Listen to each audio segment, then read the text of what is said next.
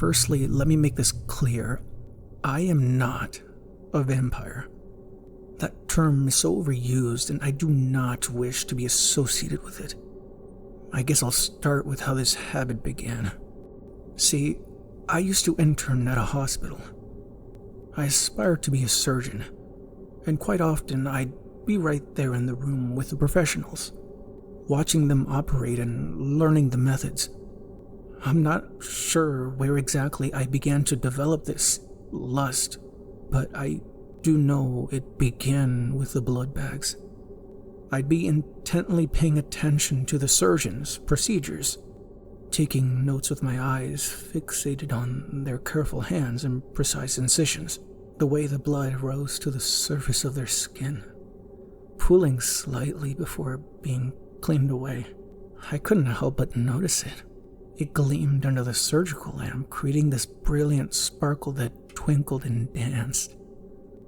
Instances such as these, the ones where I'd find the abstract beauty in the very thing that kept our bodies operational, our own substance, our own holy liquid, that made me curious, very curious. I'd think to myself about how miraculous it was, how incredibly fascinating the human body was. After a number of these sessions, my curiosity grew to abnormal proportions. I couldn't stop thinking about how precious the blood was, how we're created with just the perfect amount to keep us alive. Lose too much, you die. Take in too much, you die. As I said, this all started with the blood bags. During my time spent in the hospital, I managed to sneak out a few of them, as well as some needles and collection tubes. Over the course of about a week, I'd say I had successfully obtained the things I needed and created my own in-home setup. In my curiosity, I began taking my own blood. I'd cook myself a full-course meal beforehand, including lots of red meat, water, spinach, fish, and eggs, all things to help my body replenish after losing blood. Once that was completed, I'd set myself up, stick the needle in, and wait for the bag to fill. Everything was clean. I'm not a moron. I knew what could come of having unsterile equipment. Come on. Plus, I'd limit myself to only doing this for once every 72 hours. After about 7 sessions or so, I'd gathered myself quite the collection of blood bags that I kept in my meat freezer. I'd go to the hospital as normal every time, and I'd look just as put together as anyone else in the facility. However, I began to slip into my addiction. I started stealing more and more bags, robbing the hospital of more and more equipment. One day I was called into the director's office. She told me she knew I'd been stealing and showed video evidence of me sneaking away 2 handfuls of syringes. I was asked to leave. Of course, being an intern and all, so I did. I went home devastated. I couldn't believe that I had been so stupid, so careless. I couldn't bring myself to look at my in-home setup when I walked through the door. I simply waltzed past it before plopping down at the dining room table and cracking open a beer. Then 2, and then 6.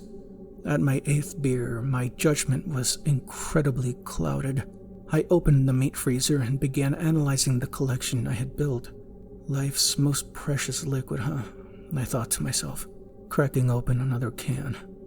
That's where humanity's got it wrong. This is life's most precious liquid. I grabbed one of those bags and felt it in my hand. It was so much lighter than I'd remembered.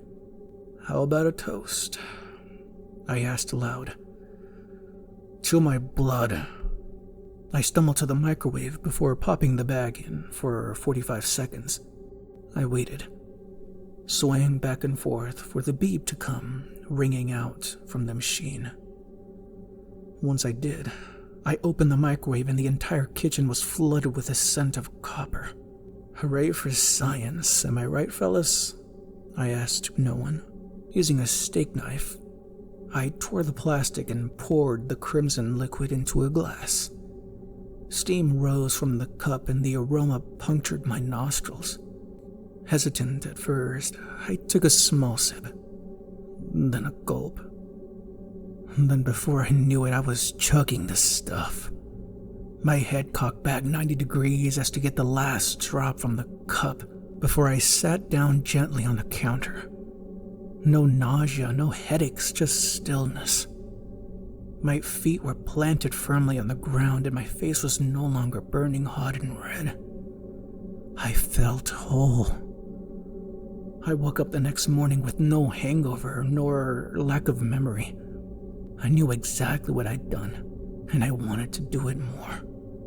This became the new ritual, and every night after returning home from my new fast food job, this was the one thing that kept me positive.